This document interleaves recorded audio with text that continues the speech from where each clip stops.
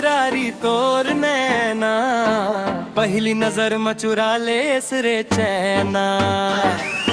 गोरी तोर हंसी फुलवा कस खिलथे, देखत देखत मोर दिल तोर बर ढक थे।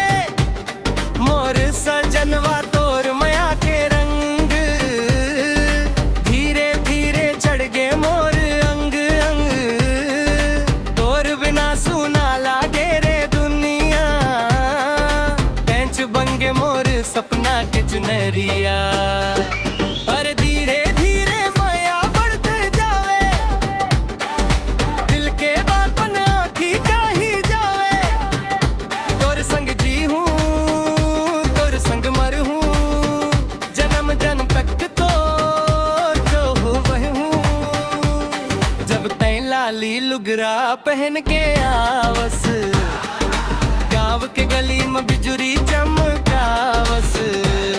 चांदी कस चमके तोर नाक के फूली, देख के तोला मोर हालत होते भूली।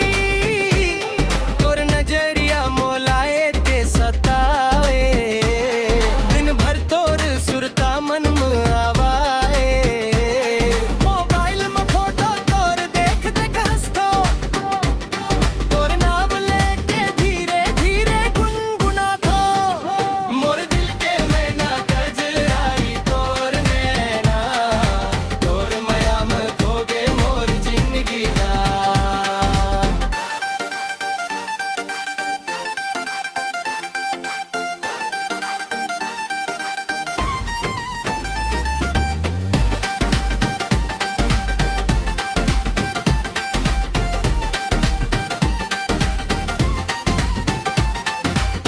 चंदा घलो देखे तारा घलो जाने, कतेक गहिरा है मोर तोर अफसाने।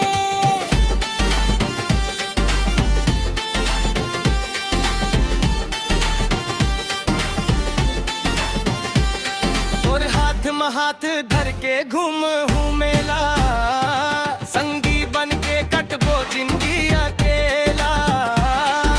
तोर संग सपना के घर ला सजा हूँ, मैया के दिया ला जन्म भर जला हूँ।